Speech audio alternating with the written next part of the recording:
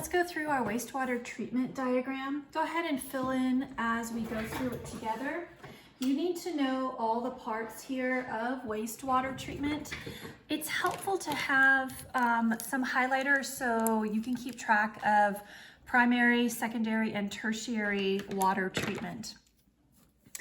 All right, so first we're gonna start over here with primary, and you can print and write on this. You can use Cami to annotate. Make sure you write kind of small because we're gonna fit a lot of information on this. Okay, so going first to the wastewater treatment plant, our wastewater comes from homes, it can come from businesses, it can come from industry. All of these make wastewater, and it goes into the treatment plant. And the first thing that happens is that it gets trapped by screens. And that's really to capture anything that people flush down the toilet, you know, whether it's a Hot Wheels from a child, or one time my husband accidentally flushed down a pair of sunglasses. Anyway, so you have screens here that capture large debris. And so you need to know the names of each of these parts and what they do.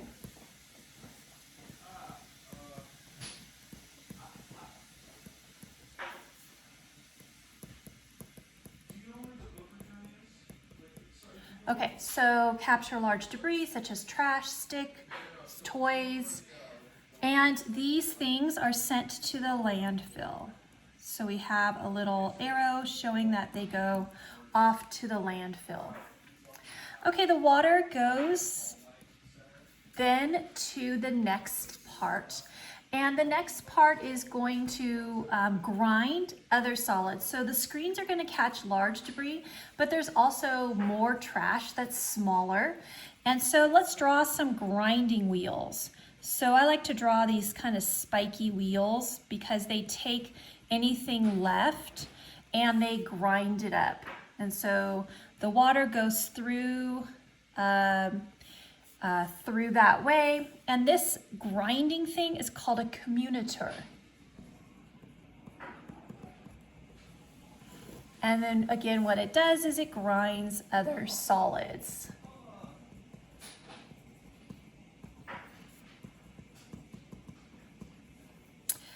All right, and so now they're in smaller pieces, and the grinding again, smaller pieces, and then here, and this is called a grit chamber.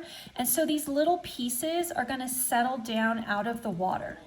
So we still have a lot of wastewater coming in. So wastewater is toilets, sinks, washing machines, dishwashers from your homes or businesses. And so most of what's coming down, people think it's poop, but it's really mostly water. Think of your dishwasher, think of your washing machine. When you flush your toilet, it can range anywhere from 2 gallons to 8 gallons of water. And so human waste is a very small proportion of the wastewater. So there's a lot of other stuff in it. So anything that got ground up is going to, by gravity, sink to the bottom, and they're going to send that remaining pieces of trash, plastic, whatever it is, to the landfill. And so this is called a grit chamber. And so the grit chamber, the small solids sink.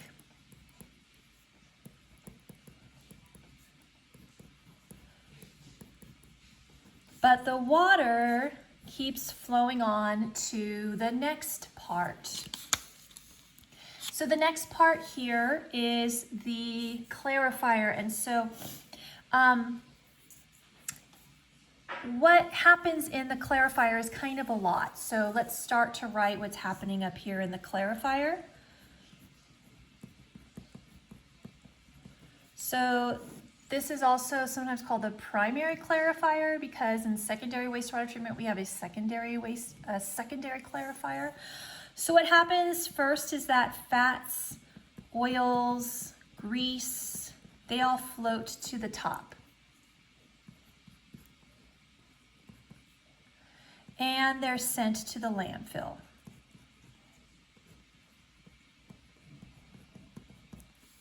Okay, so I'm going to draw this kind of thin layer of fats, oils, and grease. I guess I should draw it kind of bubbly because they are usually non-polar when water's polar. Okay, the next thing we're going to have in the clarifier is flocculation.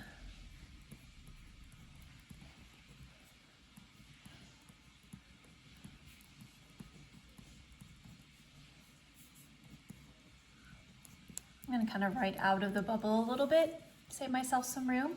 It causes small particles to clump and sink.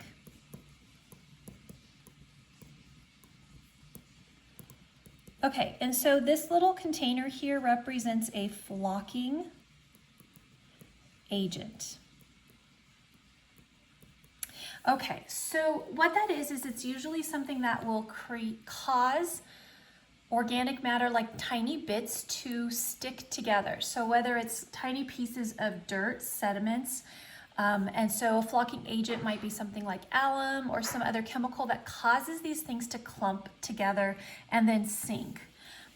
So if there were tiny little things that didn't sink here in the grit chamber, the grit chamber here, if they were too tiny and they didn't sink, the flocking agent will cause all these little things to stick together and then they will sink. So they're going to sink down here, and so all these little particles are going to actually be sent somewhere. They're going to go down here and be something called sludge.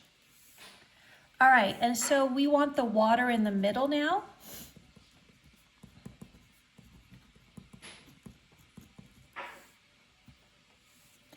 And it continues on its way to be treated some more.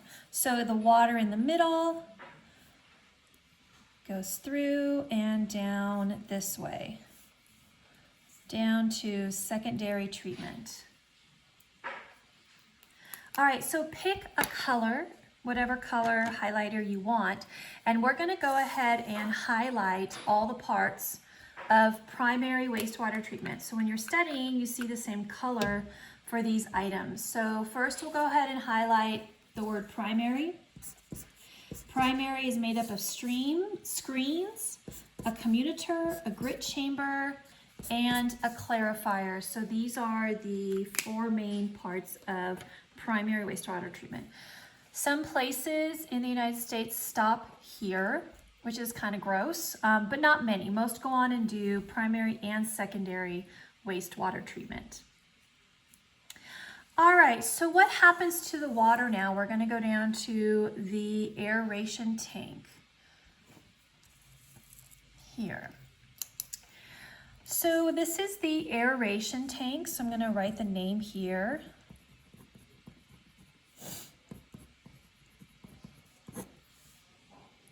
And this is where oxygen, you can write smaller than me and actually fit in the bubble, but I'm writing a little bit bigger so that it can more easily be seen on a video.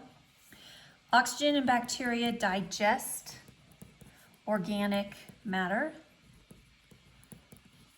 like your poop and pee. So by this time, poop is like just broken up all in the water. It's all dissolved and broken down in water. So organic matter, which is organic waste. And so the more that you have oxygen here, the faster the digestion goes.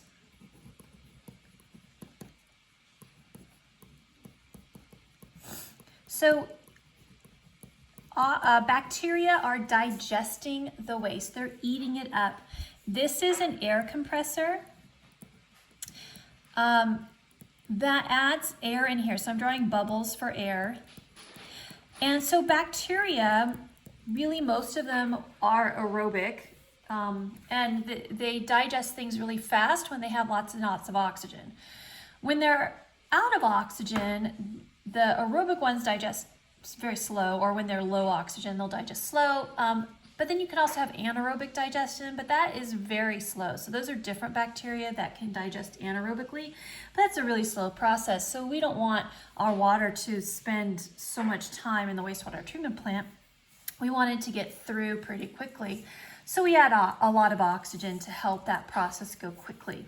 All right, so the water is going this way now to the secondary clarifier. So we have another clarifier which does the same kind of thing. So digested waste and any bacteria that died in the process, bacteria die. Sometimes wastewater treatments kind of have a lifespan of like 30 days and then they switch out bacteria and put a new batch in. So digested waste and dead bacteria sink here. Okay, so they're gonna sink this way. All right, so the water goes in here, the dead bacteria, digested waste sink, and it's gonna be pumped into the sludge digester. So all of this little particles, digested stuff go over here to make sludge, and the water continues here. So I'm just gonna put that this is water continuing this way. Okay, so let's first talk about sludge and then we're gonna talk about the fork in the road here.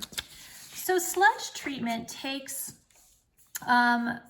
basically your clumped stuff up here and your digested dead bacteria and dead waste, processed and digested poop and pee, all over here to the sludge treatment. And so sludge treatment is kind of really cool. It's, you know, basically full of organic waste and a lot of nitrogen and phosphorus, actually mainly phosphorus in human waste.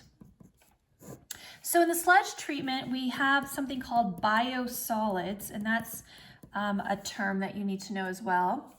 Biosolids, the nickname for biosolids is called sludge, and so just kind of know both words. It's pressed and create something called cakes. And is sent to farms as non-food crop fertilizer. Okay, so food that's grown for animals, cotton, those kinds of foods that we don't directly eat, it can be used as fertilizer. So what happens is that it's a really cool process. If you ever have a chance to go to a wastewater treatment plant and you can see the sludge digester, that's pretty fun. So the water kind of fills these canvas plates. So the water kind of sprays in here. So the water comes up here and sprays and then it goes down, but the water is full of organic waste. And then these plates squeeze together kind of in this dry cleaning rack, and it squeezes the water out of it. And then these cakes drop to the bottom here. And so this solid sludge is sent to, so I'm going to make a little truck, to fertilizer. And so that sludge can be made into fertilizer. It's really hard to explain this, but if you can Google sludge digestion and see a picture or a video of it, it's pretty cool the way they do it. Okay, one of the drawbacks to sludge as fertilizer is that it can contain heavy metals. So our bodies, because we are the top of the food chain, we have heavy metals accumulating in our bodies, which can get pooped out. So the drawback to sludge is that it contains heavy metals that we end up putting on our soil to grow, again, non-food crops.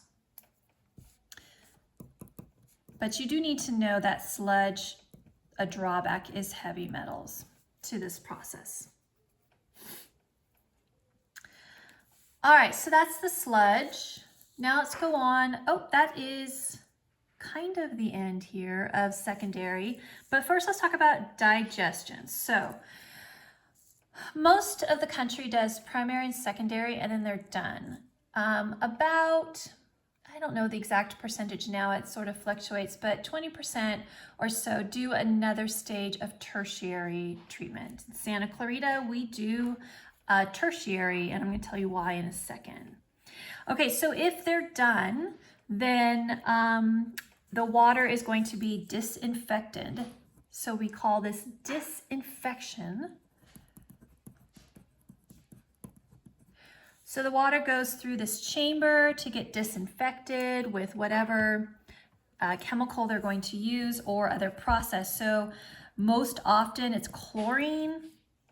It could be UV light that they zap it with to kill any pathogens. It could be ozone, O3 gas. It kills pathogens.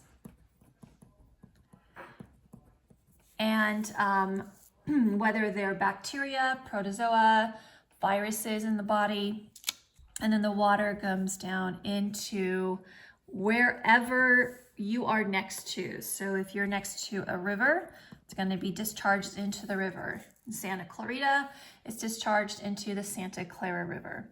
If you live near a lake, it's going to be discharged into a lake. Or if you live right next to the ocean, it's going to be discharged into the ocean. So this process is kind of interesting. So one of the drawbacks right now to our wastewater treatment plants, and they were built before we knew this was a problem, most of them were built, is that it doesn't remove pharmaceuticals or microplastics. So the pharmaceutical drugs that we take, so and especially ones that are endocrine hormone drugs. So birth control pills is a hormone type of drug. Many men, as they get older, they have to take testosterone shots. Women, when they go through menopause or they've had a hysterectomy, they often take estrogen pills.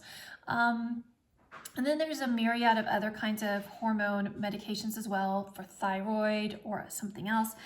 And our wastewater treatment plant were never designed. We didn't know until really the last decade or more that we are finding in our water sources, our rivers, streams, lakes, oceans, we're finding hormones from pharmaceuticals that people take, and then they urinate out hormones. And so that does not bode well for endocrine disruption for wildlife. The other problem that we've recently discovered again is microplastics. And so micro means you can't see with the naked eye. And so all of these processes here can't get rid of it. They're too small for the screen, too small for the grit chambers. They don't get flocked together. And so they end up just going all the way through. And plastics can emit endocrine disruptors as well. So these are some issues with our current wastewater treatment plant that has really only come to light again in the last decade or so. All right, so this is secondary treatment. Most places do this. LA City does most of their wastewater treatment is secondary because they just dump it when they are done right into the Pacific Ocean. Some places it's kind of interesting. San Diego only does primary. And then it goes into the ocean several miles out. So the pipes don't release that effluent quite near people. It's several miles out. Oh, by the way, when you're done and you release the cleaned water, we call it effluent. Effluent can be kind of anything that is released. So effluent is the released there. It's a term that the A/B test really likes to use. Okay, so we have secondary. Let's go ahead and highlight secondary here. Sludge treatment's part of secondary. Clarifier is part of secondary. Aeration tank. And disinfection. I'm going to just kind of put it halfway. Don't make it all the way here because disinfection also happens with tertiary treatment. It actually happens with primary too. So a lot of places they just do primary and then they disinfect. I'm just going to add a little color of the yellow up here to show that primary can do that as well. So whatever stage you're done with water treatment, you disinfect and then discharge. Okay. So we have a lot of places now, and more are doing something called tertiary treatment, and tertiary varies. So there's this generic box here just to represent the different types of treatment. So we're going to put here tertiary treatment. So tertiary means third. Let me make it a little bigger so you guys don't have to squint. Okay, tertiary treatment is a variety of things depending on what you need in your community.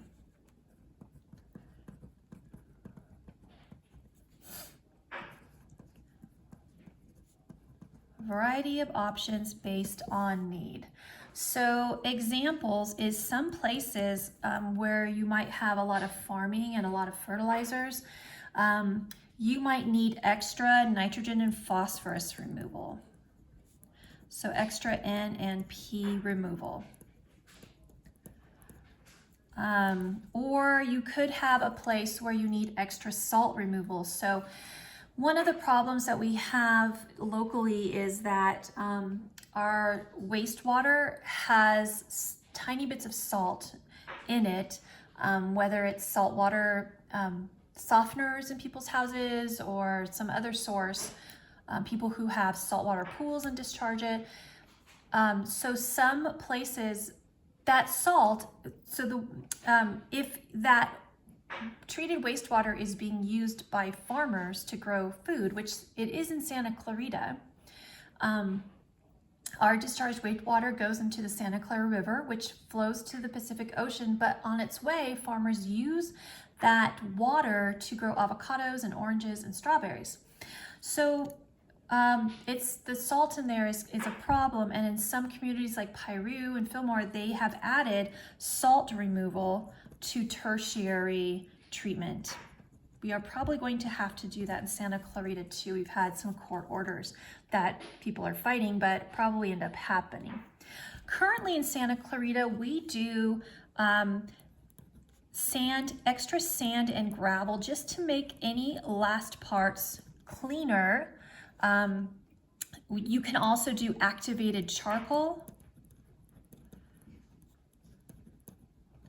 And that just binds to any extra toxins, whether they're heavy metals or nitrates or anything that's in there. You can also do something called reverse osmosis.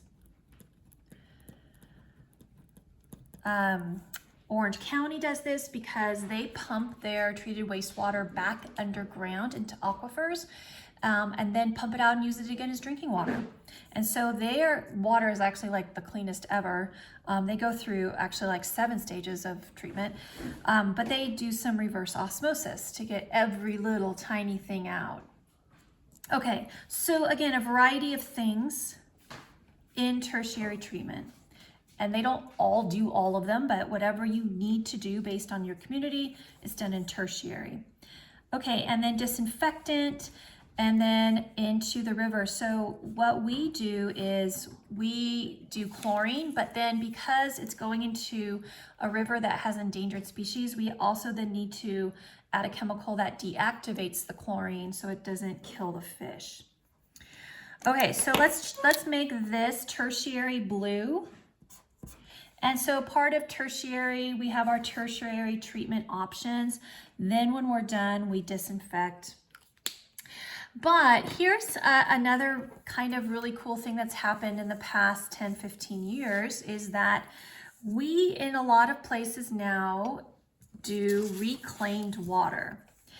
We do this a little bit in Santa Clarita for a couple of golf courses. So we don't have to do anything extra to the water because it's just going to a golf course. But in some places, they take that reclaimed water and they put it in holding ponds. In Arizona, they do this. And the holding ponds, the water soaks in underground into aquifers.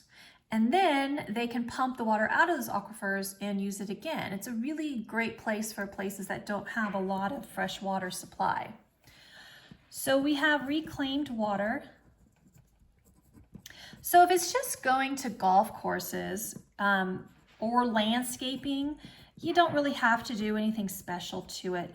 But if you are going to reuse it as drinking water, you have to do extra steps to it. It also can just recharge aquifers for plants and things like that. It does that in our river, since we also do pump out of our river for drinking water. Not so much where we discharge it, usually up the stream more.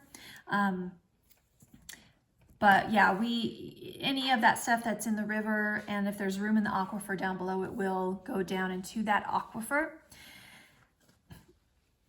And it's a lot a more eco-friendly thing than just discharging it like into the ocean to just not be acceptable to humans anymore. All right, so this is the stages of wastewater treatment. And you have to know, I mean, this is a lot of detail, but it's a lot of detail that you need to know. All right, see you later.